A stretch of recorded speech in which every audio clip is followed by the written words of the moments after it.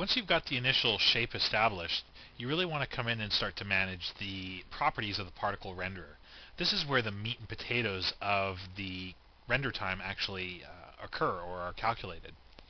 If we open up the renderer, one of the most important settings we can control to give us a good time versus quality is the shadow table, or the cell size on the shadow table more particularly. The lower the cell size, the more detail we get out of our particles. If I increase the cell size, we're going to get a much quicker render time, but we're going to start to lose a little bit of definition around the edges of our particles where we may want to define this shape. So as I increase this size some more, you'll start to see it fall down to a point where you have something that's completely unworkable. The render time is very fast though. If we change the interpolation type, we can get a smoother look when we have lower cell size values, or a smoother refinement of the particles. One of the ways of being able to set your shadow table is to set the interpolation to none, and you get a sense of the bounding, the volume pixels or voxels that are used to describe our volume. So not very accurate on the high end, but as we lower the cell size, we start to define voxels that are smaller and more frequent.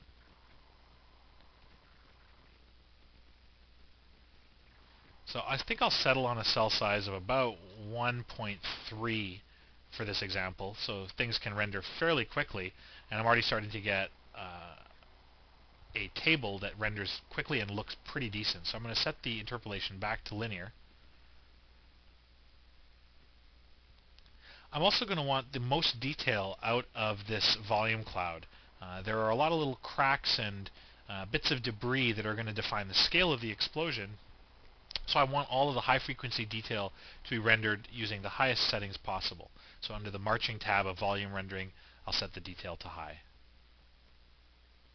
While you're prototyping the effect, you may want to keep the settings low, so this would be something you would set more at a final render time. But in this case, I'll work with it for now. I'll just keep my aliasing levels fairly low. If we want to start controlling the color of our point cloud, we can do so using the volume color tab. Now what this is going to do is control the overall brightness of the effect. If we actually want to go in and start to give our particles a color that looks a little bit more like an explosion, we can map into the per cloud or gradient global gradient color. The density attribute we'll use later on to thicken up the point cloud with a function curve if we have to. Basically create more contrast in our colors rather than having them appear more washed out on screen. So before you start to work with the volume color, ambience, and diffuse, we likely want to give our particles a gradient. So I'll pull in the particle gradient color and use its color output to drive the global gradient color of the particle renderer.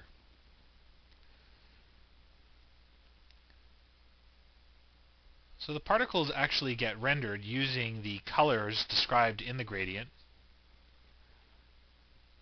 And you can see that we're pulling in colors from the inside to the outside. So on the far outside of the particles we're getting a blue color, green to black, and in the middle of the particle we're beginning with white and moving through this spectrum. A lot of times when you're working with the particle gradients, the distribution of colors is quite poor. So if you double click on the node and you access the gradient position inputs, you can start to stretch the gradient out a lot further than its 0 to 1 initial position, 0 being the beginning and position 1 being the end. And you can stretch it out over the particles. Right now they're seeming to take most of the particles at their early positions, positions 0 through 0.2. So in this case, if I stretch the gradient out to say a value of 13,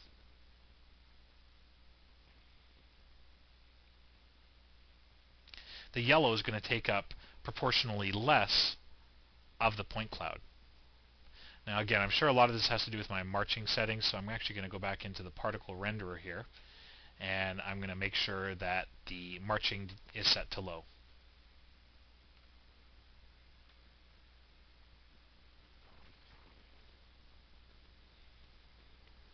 There we go. That makes a pretty big difference. Let's try that one more time. And once we get this render going here, getting sort of a reasonable time, the next thing I'm going to do is just make sure I set the point color, particle color appropriately.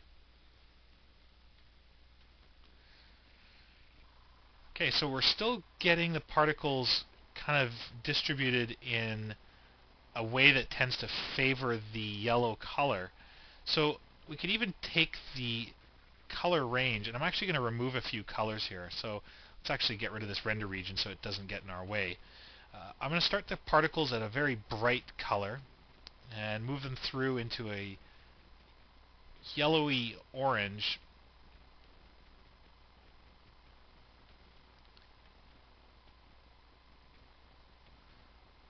Say something like that. Maybe even add a little bit of saturation there and a touch more orange.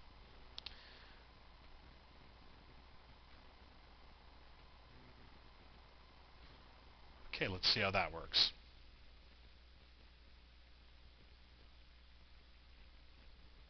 So now we're getting mostly orange and very little white.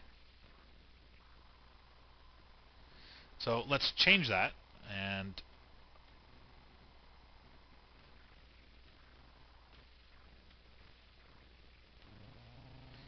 perhaps stretch out the gradient a little further. So I'm going to need to actually go back to frame 0.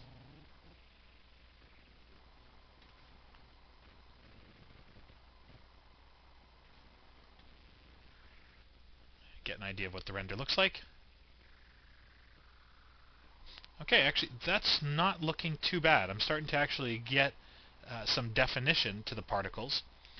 I'm still not as crazy about this rim, so I think what I'll do is just go back into the gradient and maybe increase the gradient a little bit more. Let's take the gradient to about a length of 20, which should get a bit more contrast in the gradient. Okay, I think I like how that's going. So let's continue on.